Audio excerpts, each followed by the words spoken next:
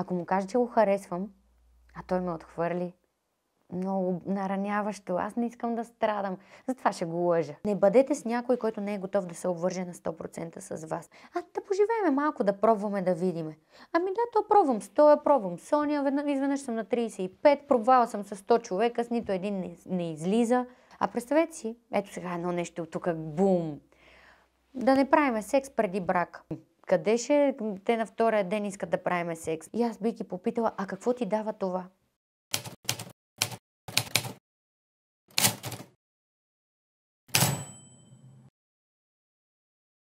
Как да разбираш и приемаш себе си?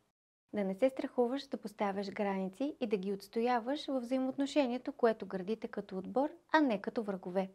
Всичко това ще ни каже Ваня Павлова, която е специалист по разрешаване на спорове и конфликти в междуличностните отношения. Какво представлява Loveshaping метода? Loveshapingът е начин на живот, начин на мислене, начин на комуникация, който е иновативен като метод, но пък се основава на много стари библейски принципи и това са най-вече взаимното уважение като основа и изслушването. Защото при повечето общуване, най-вече в семейството да кажем, се влиза в триъгълника на Карпман, който е триъгълник на драмата. Тоест обвинения, критики, драма има. Единият е лошия, агресора, другия е спасителя и третия е жертвата. Всъщност чрез този метод успяваме да излезнем от този триъгълник и то чрез правилна комуникация. Какво означава правилната комуникация? Да чуя истинското послание отвъд думите. И това не е само език на тяло, не е тон на гласа, то е да разбера чувствата на човека, да разбера неговите нужди. И да му кажа, когато примерно е гневен, не ти престани да викаш, писна ми от тебе, да кажа, от какво имаш нужда? Виждам, че си разстроен. Как мога да ти помогна? Тогава двамата са партньори в един отбор, а не са врагове и вкъщи не е война. И всъщност Loveshaping помага да дадем любов първо на себе си, след това на човека, с който комуникираме. Защото за да се държи негативно един човек, най-вероятно преживява в този момент емоция на гняв, страх, тъга, разочарование, нещо, което го потиска и го кара да казва и прави неща, които не са окей. Така че това е идеята, да може да сме достатъчно осъзнати, да контролираме себе си, своите думи и действия и съответно да помогнем на другия да се успокои и да намерим заедно решение като един отбор. Което всъщност е доста трудно. А реално е точно обратното на това, което ни идва импулсивно да направим. Всеки го приема лично. Много е важно, както ти каза, да не приемаме нещата лично. Защото това, че някой е гневен, това нас като цяло не ни касае. Това е вътре в него. Той е гневен. Може да ме обвинява, но аз мога да кажа, не приемам. Нали така? Аз имам власт над себе си, над своите реакции. Ако имаме стимул и реакция, нашата цел с Loveshaping е да влезнем ето в това пространство, което е мета-момент. Това е пространство на избора. Аз избирам да те обичам, въпреки че в момента много ме ядосваш и ми крещиш насреща, и да ти дам подкрепа. Това е много трудно да запазиш самообладание, защото имаме едни огледални неврони. Ако аз се усмихвам, и ти ми се усмихваш. Обаче аз ако седя и те гледам, ти на мен ли ще ми казваш какво да правя? Нали? И вече се почва една власт на контрол. Нали, вкъщи. Кой е по-понай? Вкъщи не е място за състезания, не е място нали, да се сравняваме, е място на радост, мир. Там, където намираме това, което ни липсва във външния свят. Поне така би трябвало да бъде. Емоционално насилие. Какво е това и как да се справим с него? Ние дори сами към себе си, според мен, сме емоционални насилници. Какво означава? Да не уважавам собствените си чувства и, например, да се самообвинявам, да съм критична към себе си. Защо не го направих така? Трябваше да кажа еди какво си. Чувство за вина. Веднага си вкарвам вина. Аз не съм достатъчно добра. Ето защо той ме отхвърли. Веднага, т.е. аз малявам себе си. Значи аз насилвам емоционално собствения си аз. От това тръгва нелюбов към себе си. Отделно към другия, защото когато аз се чувствам зле отвътре, какво правя? Проектирам върху другия. И почвам. да изкарвам тази вина, защото тя ще ме взриви буквално. И почвам. Ти нищо не си пипал вкъщи днеска. Защо само аз трябва да гледам детето? Ти кога ще направиш нещо? Ама само аз нося парите. И се почва, аз се чуда как буквално, понеже не мога да изразя, не знам как, никой не ме е учил, мама и татко не са ми го показвали, не е имало емоционална интелигентност в миналия век. И съответно, вместо да кажа, чувствам се изморена, би ли ми помогнал, нали, по този ловшипинг начин, просто обвинявам и тогава аз се превръщам в емоционален насилник на своя партньор. Когато не отразявам неговите емоции правилно, не ги разбирам, собственици и неговите, и се опитвам да контролирам, да се налагам, да става моето, да му вменявам вина.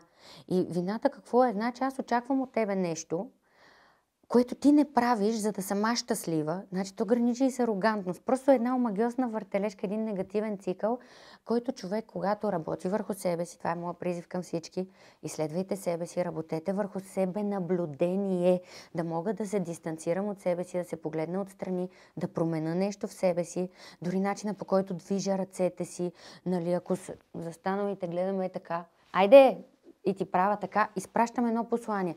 Ако застана така, потупам те по рамото и ти кажа, знам, че минаваме през трудност, но те обичам, с тебе съм. Това е друго послание. Така че или ще бъда емоционален насилник, или ще бъда емоционална подкрепа. Емпатия. Тук е мира, тук е приемането. Ключовото е приемане. Нали, ако не го обвинявам и не го критикувам, значи аз го приемам такъв какъвто е. За мен това е най-трудното за целия свят в момента. Да приемаме другите каквито са и да им прощаваме. Какво ще кажеш на всички хора, които си мислят, добре до сега света е живял без емоционална интелигентност, а днес не може? Какви са тези преструвки? За мен то е... Не казвам, че трябва всеки да седне и да изчете 100 книги по емоционална интелигентност. То е вътре в нас вродено, според мен. Но травмите, които сме преживели, са ни накарали да действаме с едни защитни стени, маски има, с които поведението ни е лъжливо. Ние не сме автентични. То е буквално амигдалата регистрира вид заплаха. Той ме гледа накриво, например. И веднага тръгвам в едни защитни механизми. Реакциите бий се, бягай, угодничи. Също много типично, особено за жените. Отстъпчиви, угодничащи, за да може да има мир. Потъпкващи собствените си чувства. И четвъртата е бий се, бягай, замръзни. Така. Сега, нашата цел с ловшипинга е да бъде в средата на всичко това, т.е. да запазя самообладание, вместо да реагирам и да дам любов и подкрепа. Това е идеята. Така че, ако се научим първо да сме спокойни във всякаква ситуация, каквото и да се случва, това е голяма сила. Останем ли спокойни, ние вече сме емоционално интелигентни. Така, има емоционално незрели хора, което е голям проблем в взаимоотношенията, защото те се държат като деца. Мъже, жени на по 40, 50 и кусор години, които са в тела на възрастни, но вътре малко дете. Реакции, ще се разсърда и няма да ти говоря една седмица. Кое дете на 5 години ще го направи това? Ти си мъж на 50, нали? В смисъл, тук идеята е наистина работа със себе си, повишавам си емоционалната зрялост, духовната зрялост, за да мога да имам здрави и щастливи взаимоотношения. Ако си седа на старото ниво, ще получавам всеки път, ще сменям партньори и всички те ще завършват по еднакъв начин връзки. Което, нали, това се случва многократно. Деца от различни партньори, разводи. Това е моята мисия, да приключиме с това. Хората да наистина да се свързват на емоционално и духовно ниво, а не само през главата. Това е за мен емоционалната интелигентност и зрялост. Просто да пораснеш на ниво емоции, да разбираш себе си, как се чувствам аз, как се чувства другия, защо се чувстваме така, мога ли открито да го кажа. Знаете ли най-лесният начин да разберете кога един човек емоционално не е зрял? Забележете, като говорите, вие и вашите близки, колко често казвате как се чувствате. Например, сутринта ставам и ти казвам, чувствам се много изморен, не ми се ходи много на работа. Би ли ми подала, примерно, нещо от гардероба? Тоест, има чувства, нужди, нуждая се от еди какво си и след това е молба. Никой не говори по този начин. Кога си изразяваме емоциите? Забележете го, просто около нас много рядко някой да каже нещо. за как се чувствам. Защо? Ами защото когато споделя чувствата си, мога да бъда уязвим. Може да ме нарани. Ако му кажа, че го харесвам, а той ме отхвърли, много нараняващо. Аз не искам да страдам. Затова ще го лъжа. Реално няма да му казвам как се чувствам. А нещата биха били много по-прости, ако сме честни за чувствата си и намеренията си. Без страх какво ще си кажат хората, дали ще ме одобрят, дали ще ме обичат, дали ще ме отхвърли. Просто това съм аз. Това съм аз. Може да не съм достатъчно добра, може да правя много грешки, мога, не знам, да ме мразят хората, но това съм аз на този етап от живота си. Важно е утре да бъда по-добра версия на себе си. На себе си. Не сравнение с другите хора, а само с мен самата. Как да споделяме емоциите и чувствата си с останалите, така че да бъдем разбрани? То на първо време би трябвало ние да се разбираме. Това, което аз срещам е, че самите ние не разбираме собствените си чувства, то за това ни е трудно и да ги изразим. И е много важно наистина да се научим да разпознаваме дори по тялото си. Реално тялото показва как се чувстваме. Лицевите изражения, стойката ни и ако свикнем да наблюдаваме буквално коя ръка, къде слагаме, дали ходим по-изгърбени, по-изправени, кой крак върху крак е. Трябва просто хората да сме по-осъзнати за собственото си поведение, за да може да разберем какво става отвътре и да го назовем. Първият път, когато разбрах силата на това да назовеш емоцията, бях се ядосала много на един мой приятел и се затварям в стаята и си казвам, какъв е този гняв в мен, бе? Ма така направо удари. Какъв е този гняв? В момент, в който го назовах, просто усетих как ме отпусна, той излезна от тялото ми. Защото не е въпросът да се борим срещу негативните емоции. Даже не бих ги нарекла негативни, те са просто емоции, те са част от нас, те са наши приятели, те са информатори. Те ни дават изключително ценно знание за това дали някой ни прескача границите, дали съм загубила нещо и затова ми е тъжно, дали някой се намесва в моите цели и затова съм гневна. Просто трябва да ги приемам като наистина едни наши много близки приятели, информатори и да не се борим срещу тях. Абсолютно нормално е да чувствам тъга, радост, гняв, отвращение, презрение, радост, нали? Всички тези неща. Затова, когато го призная, това е в мен сега. Аз не съм гневен човек по принцип. Аз просто в момента чувствам гняв. И когато го заявя, аз го освобождавам. Въпросът е да го освобода аз със себе си, а не с другия човек, защото това е най-грешното. Да ходя и да проектирам негативните си емоции върху другите хора. Тогава стават конфликти. А за да избегнем един конфликт, е важно да владеем буквално тази комуникация. С ловшипинга може да трансформираме всеки конфликт, да стане градивен и всъщност да намерим не компромис, защото за компромиса искам да кажа един пример. Всеки ми казва за връзката. Трябва компромиси. Аз казвам защо? То без компромиси не може да сме заедно. И давам една метафора за компромиса. Ако вие искате да, примерно мъжа ви иска да обуе черни обувки, а вие искате той да е с бели, защото повече му върват на костюм. И се карате половин час, в конфликт сте. Накрая стигате до компромиса. С една бяла и с една черна обувка. Това добре ли е за него, за вас? Не. Тоест това е положение, в което нито един от двамата не е доволен и щастлив, обаче се примирявате. Нали? А за мен е по-важно да разбера другия и да стигнем до взаимоизгодно решение или да видим допирните точки, взаимните интереси, да сме в ситуация win-win, а не просто да правим компромиси. И това става наистина с правилна комуникация и споделяне на чувства и нужди. Границите. Какво представляват и как правилно да ги поставяме? Границите са нещо, което се възпитава като малки. Тоест, ако нашите родители са имали граници, ние сме го попили от тях. Тоест, родителя, когато уважава чувствата на детето, което какво означава? Не да не го контролира. Някой си казва, то детето не може да ми казва аз какво, нали, или как да стават нещата. Не, но може да му кажем, разбирам, че се чувстваш ядосан за това, че ти прибрахме играчките. Но сега е време да си лягаш. Утре ще ти ги изкараме пак. Тоест да има едно такова уважавам, че ти се ядосваш. Имаш причина да си ядосан. Много често, примерно, съм чувала така и даже ме ядосват, да кажем, майка на плажа чувам, как казва на детето, ако не дойдеш, ще ти се случи еди какво си. Тоест има заплаха. Един вид тя не уважава детето като отделна личност, т.е. за нея те са едно цяло. Не е детето отделна личност със свои собствени мисли, чувства. Моето тяло е моята физическа граница. Нали? Никой няма право да ме докосва, ако аз не му позволя. Моите емоции са моите граници също. Защо? Когато някой идва и ми казва, ти си виновна, защото вината е много такава тема, много често се среща. И когато някой ме обвинява, значи той упражнява емоционално насилие. Тоест той ми вменява вина, той ме манипулира.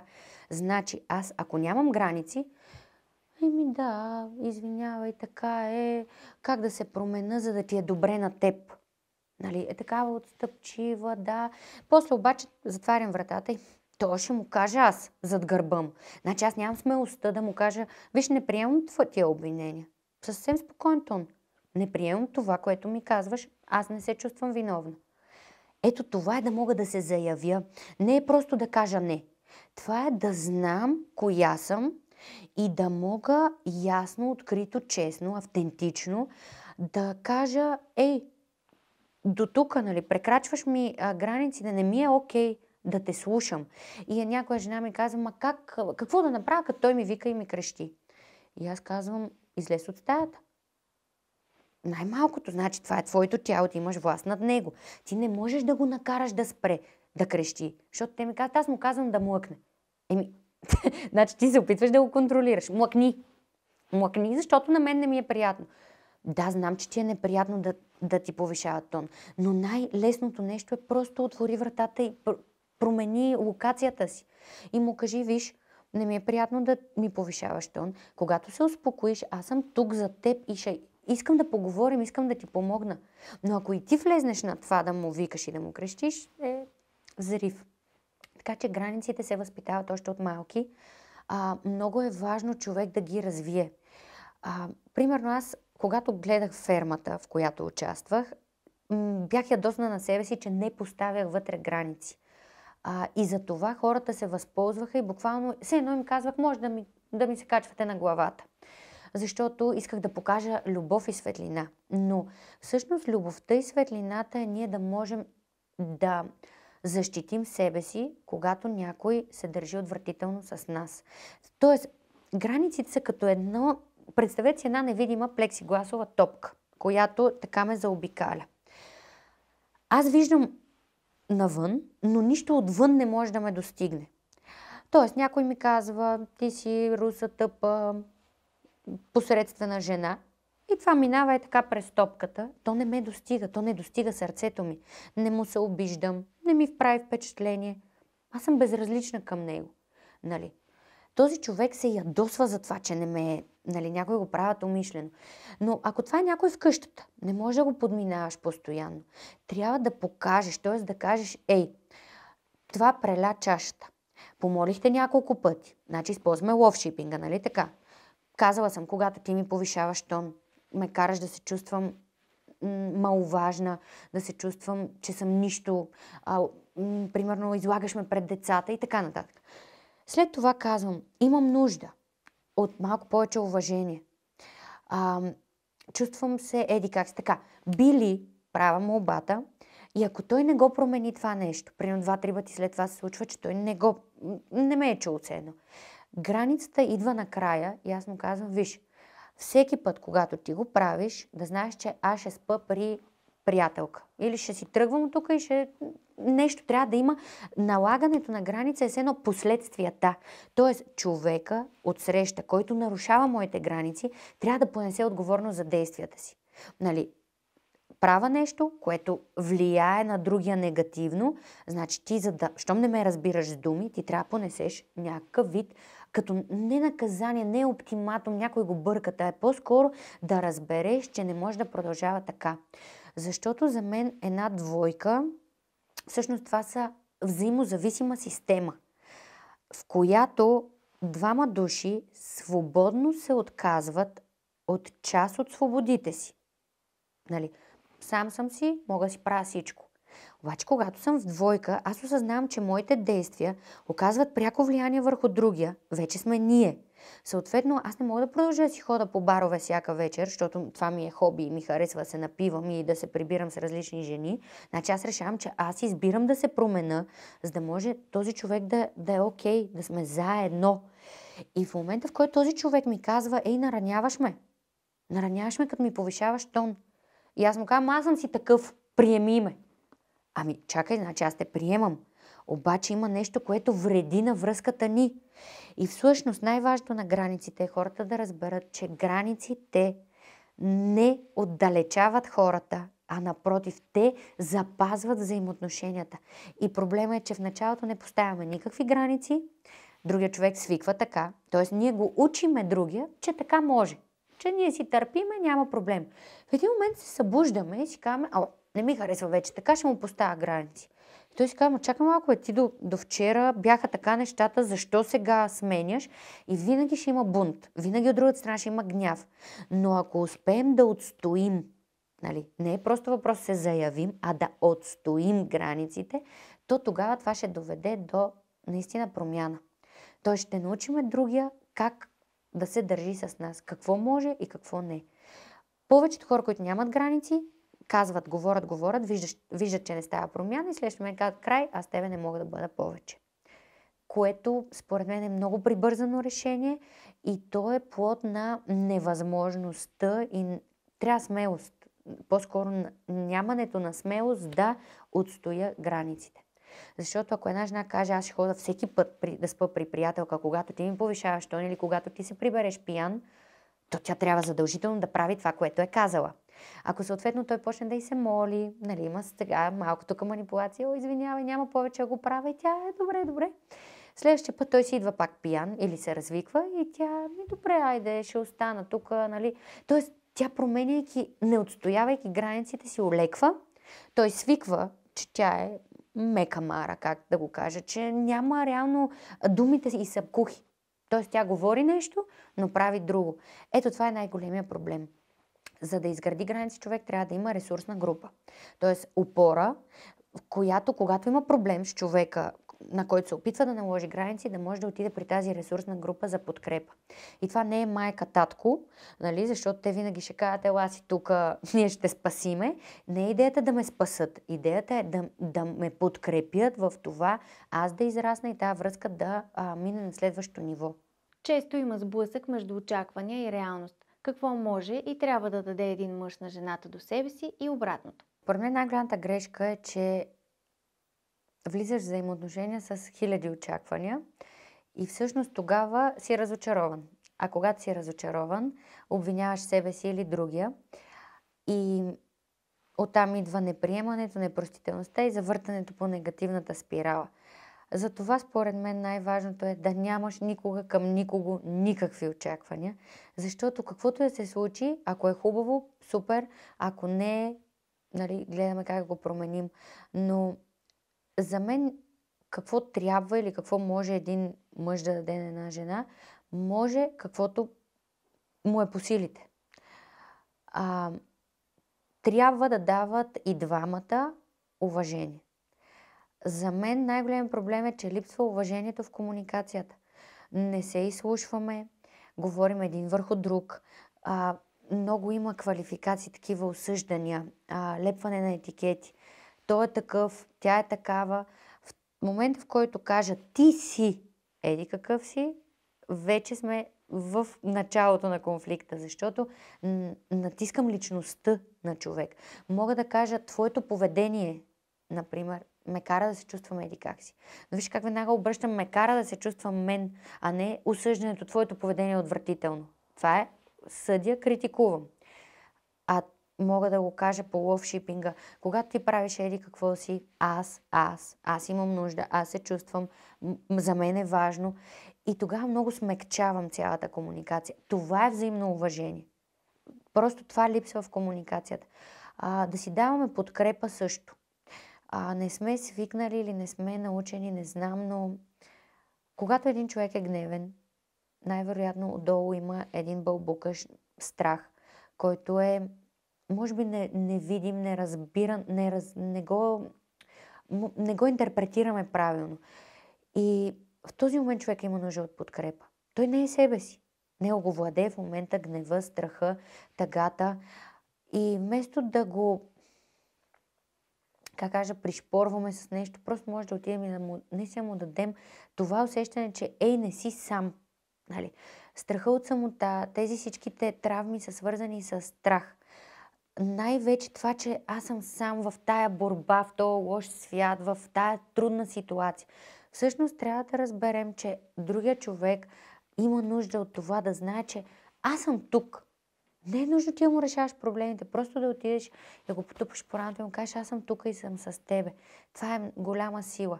И това трябва и мъжа и жената да го дава. Но не знам как да кажа, трябва нещо. Това са за мен нормални човешки взаимоотношения. Да давам разбиране, да давам изслушване. Много е трудно изслушването. Значи с това най-голяма трудност, защото ние искаме да си кажем на нас какво ни е. Но ще ви задам един въпрос. Кой е този, който контролира разговора? Този, който говори или този, който слуша? Най-вероятно този, който слуша.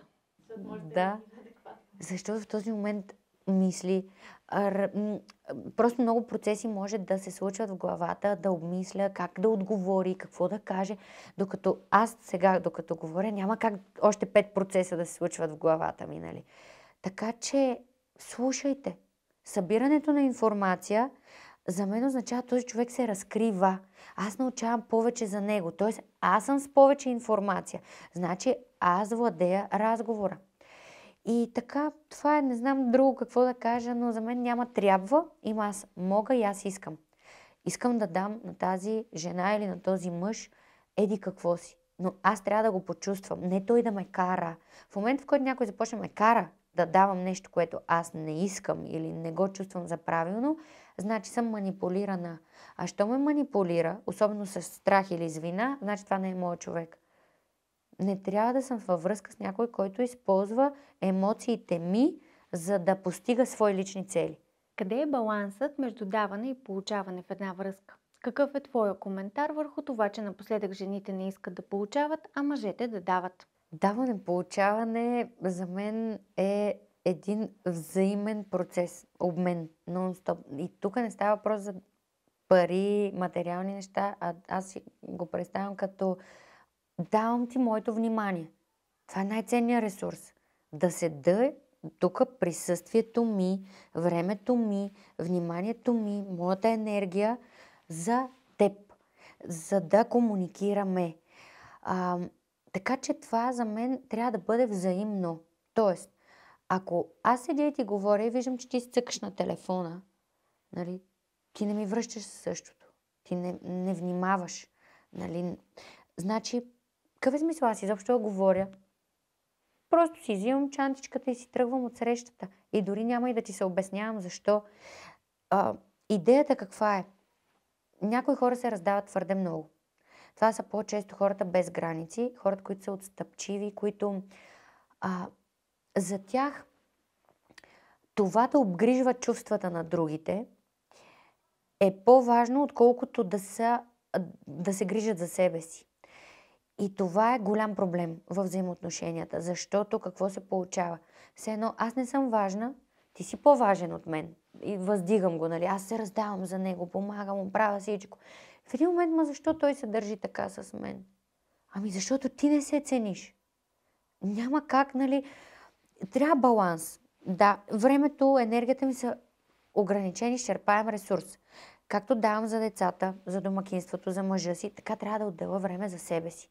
Не може аз да съм последна дупка на кавала. Винаги във всичко. И трябва да си го извоювам това нещо. И наистина да съм осъзната. Ето аз сега, примерно, помагам, давам му нещо. Не го правя с идеята той да ми върне. Не очаквам замяна, нали, без очакване. Но в някакъв момент все пак този човек поне да покаже признание. Да ми каже благодаря ти. Нали, ако аз само давам, наливам, нали, в чашата, наливам, тя започва да прелива. Обаче моята чаша изведнъж остава празна тук. Това окей ли е? Трябва да съм осъзната колко от тази чаша мога да си позволя да дам. И тук пак за всеки това е различно. Повечето хора са щастливи, когато дават, но ако усещам, че това вече ме изморява, е време да поставя граници. Т.е. да не е другия виновен, че той приема. Ами аз съм отговорна за това колко на кого давам. Може някой да е, примерно, в работата ми ме задържат повече и затова не мога да се прибирам по-рано. Ами ти сливи ли имаш в устата? В смисъл, можеш да кажеш, това не ми е окей в работата. Тоест, ти избираш, ти решаваш. Повечето хора сякаш са пуснали тази своя власт на свободен избор и си казват, ами някакви невидими сили, нали, ги ограничават. Ами шефа ме задържа. Ами добре, веднъж ще е задържал, втори път, трети. То е от 3 месеца. Значи, или ти не можеш да го кажеш това, да поставиш там граници, или работа ти е по-важна от семейството, но дай да го коментираме, защото това почва да ми влияе на мен. И всъщност, даването наистина трябва да бъде осъзнато. Има хора, които пък не могат да приемат. Това са също гранични проблеми се наричат. Даже в една табличка си ги представям, направо така беше и отгоре пише хора, които не могат да казват не, а други, които не могат да приемат не или нещо такова. Значи тия, които не могат да приемат отказ, те са налагащи се, контролиращи се, искат да става тяхното.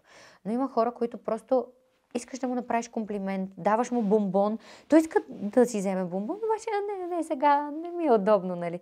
Или казваш му, много си красива днеска и тя, така ли, нали, не, така неудобно и става от това да приеме един комплимент. Значи има нужда да работи върху границите си. И това е даване и получаване, важно как го усещаш. Няма правилно и грешно. Ако ти е окей да даваш постоянно, давай. Въпрос е ти да го чувстваш, че си окей с това, а не да го правиш. Тук е важно да осъзнаеш мотива зад поведението си. Дали го правя с идеята да спечела този човек на моя страна и да го манипулирам. Дали давам, защото просто съм добър човек и искам да давам и ми доставя удоволствие. Дали го правя за някакъв вид, как да кажа, моето защо. Нали? Защо е движещата сила? Защо го правя е моята мотивация? За да получа удоволствие или да избегна болката. Правя го от страх, че той примерно ще направи нещо срещу мен и аз затова давам, за да се чувства той добре и да избегна тази болка въображаема. Сега говоря малко генерално, но всеки може да си го асоциира с негова ситуация. Например, ето пример. Излизат мъж и жена на първа среща. И мъжът си казва, сега аз трябва да платя сметката, но не защото искам, а защото така трябва, за да може тя да се почувства специална, важна, да се направя на някой, който има възможности. Тоест, аз не съм автентичен. Аз трябва да го направя. Не трябва. Нали, би било добре, защото така жената наистина ти си я поканил. Нали, това е по-мъжкарско. Да, така е прието. Но ако ти не го чувстваш за окей, значи ти лъжеш. Ти заблуждаваш, т.е. ти даваш без да искаш да дадеш. Това е скрития мотив. Защо го правя? Ами за да я сваля и да я вкарам в леглото. То мотив, ако те движи, значи по-добре не го прави.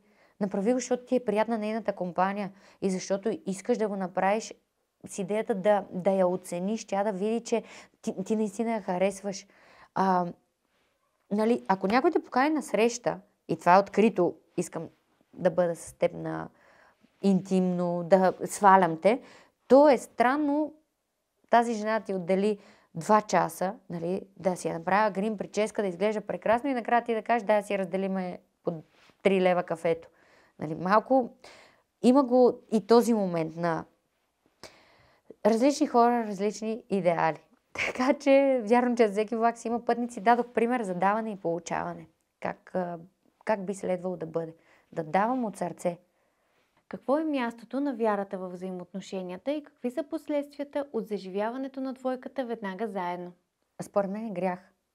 Тоест, сега не искам да съм, нали, някои хора си мислят свръхрелигиозна, но по-скоро, ако изходим от това, че влизайки в една връзка, си влагам част от сърцето. Ако тази връзка е несполучлива, аз се чувствам зле, т.е. започвам един процес на все едно намразвам себе си. В случая влизам в взаимоотношение, което това не е брак, ние просто заживяваме заедно, както много хора в момента живеят на такива семейни начала. Значи, ние сме един вид, брака ни, връзката ни не е благословена първо от Бог. Второ, има ли сериозни намерения този човек въобще към мен? Значи ние сме си съквартиранти, да, аз му давам най-скъпото си, нали, тялото си, енергията си, емоциите си, буквално част от сърцето си. Това ми е най-скъпото, което му давам. Обаче той не ми показва никакви сериозни намерения. Тоест, това, че живеем заедно, не означава, че ние сме истински свързани. Нали? За мен много хора отричат брака днешно време, но той е като да кажа пред Бог, аз съм го избрал този човек в добро и в лошо, в всякакви моменти и дори когато не се чувствам добре, аз ще бъда до него. Това е обет, нали? А хората ги е страх да го дадат. Ами ако ми вземе после имуществото. Ма ти с тази идея ли тръгваш в този брак? Нали, идеята не е да се разведете, не е да си взимате някакви неща. Ами как да останете заедно въпреки всички трудности. Едно време, според мен, когато старовремското, нали, хората се женили по-рано, дори не са се познавали, но тези хора се уважавали до края на живота си. Нали, виждала съм баби, дедовци в селата на по 80 и кусор години и пак бабата се едно уважение към дядото, гледа го. Въобще, даже моите така прабаба и прадядо съм ги гледала и съм се чудила как тия хора имат не толкова любов, но едно наистина уважение. И за мен това може би е наистина липсващо парче от взаимоотношенията. Не бъдете с някой, който не е готов да се обвърже на 100% с вас. Да поживеем малко, да пробваме да видиме. Ами да, то пробвам с тоя, пробвам с Соня, изведнъж съм на 35, пробвала съм с 100 човека, с нито един не излиза. Ами до кога ще пробвам, нали? Смисъл, това ли ми е човека? Да. Искам ли да съм с него? Да. Щом искаме да сме заедно, дай да направим тази крачка. От какво те е страх? Ако те е страх, значи не си готов. Значи сме на различни етапи. Нали? Просто това е вид. Подписа не е да си сложиш каиша на врата. То е за мен изключително важно, не толкова подписа, ами това. Аз включвам завет. Завет. Това е нещо велико, свято, голямо, огромно. В който дори когато има едно тройно уважение, не знам дали сте го чували, представете си го ето по този начин. Мъжа и жената са в двата края. И мъжът тегли в една посока, жената в друга. Примерно единият е недоволен от едното нещо, другия от друго. Обаче тук това нещо, което липсва, в завета, това е завета, е Бог. И Бог, колкото повече двамата се приближават, забелязвате ли, дори да са на различни позиции, те обаче се приближават към Бог, съответно се приближават един към друг. Защо? Защото Бог така ни е създал, за да бъдем заедно в семейство. Семейството за мен е благословено от Бог. Това само да си съжителстваме заедно и да се мислиме, че сме семейство, нали, семейството отвъд, нали, то... Искам тук да бъда правилно разбрана. То не е просто подписа. То е това, дори когато ме дразни и го мразя и ме ядосва, да остана в мира. Ето тук да се приближавам към Бог и да си кажа: Господи, ти ми помогни, намери, нали, начин да ме свържеш отново с този човек. Просто той е свързващото звено. А така си е грях според мен, наистина. Аз съм го правила, казвам го от личен опит, в момента съм твърдо против това. Защото за мен то не води до нищо добро. Ние си изконсумираме връзката преди тя да е започнала. А представете си, ето сега едно нещо от тук, бум! Да не правиме секс преди брак. Опознаваме се половина, една година, свързваме се на емоционално ниво, на духовно, разговаряме. Виждам този човек във всякаква светлина, харесва ли ми, не ми ли харесва, добър ли е, лош ли е, как се държи с родителите си, какво се случва в неговия свят. Аз го опознавам една година. И накрая взимам осъзнато решение. Ти си моят човек. Искам с тебе да бъда до края на живота си. Сключваме брак и от първата ни брачна нощ за нас започва връзката. Уау! Това съм сигурна, че ще взриви представите. Това е нещо, което може би невярващите хора бих казали: къде ще те на втория ден искат да правим секс, нали? А пък и много го правят. И аз бих ги попитала: а какво ти дава това? Окей, спиш днеска с някой, нали, влизате във връзка половина, една година, след това пак си разочарована. После спиш с някой друг и така си спала с 50 човека и накрая ти си все по-празна отвътре, все по-недоволна от себе си, разочарована от любовта. И правилно ли е? Някакси, не знам, в днешно време хората не приемат секса като нещо свято, нещо супер интимно, нещо, с което ние се свързваме с всяка една клетка от нашето тяло, с нашия дух. То е просто все едно свързването на два духа в едно. Ако това го приемаме, че уважаваме себе си, обичаме себе си, не бихме си лягали толкова лесно с всеки, който ни е малко по-симпатичен. И това е призив и към мъжете, и към жените. Защото ние сме останали с едно вярване. Мъжете може, нали? Мъж с много жени е готин ли, как го казват, мачо. А пък жена с много мъже, нали, знаеме какво. Напротив, и двамата и мъже има същото сърце. И него го боли. И той търси истинската любов, разбирателство, подкрепа. И той иска същото. Но не го получава просто, защото от самото начало връзката тръгва по грешния начин, според мен. Това е моето лично мнение. Не го налагам на никой за правилно и грешно, нали, но аз мятам, че трябва да се изчака преди това нещо. Сега е момента да се абонираш за канала, да натиснеш камбанката, да споделиш видеото и да го харесаш, ако все още не си. Не пропускай да напишеш своето мнение в коментарите. Чао и до скоро!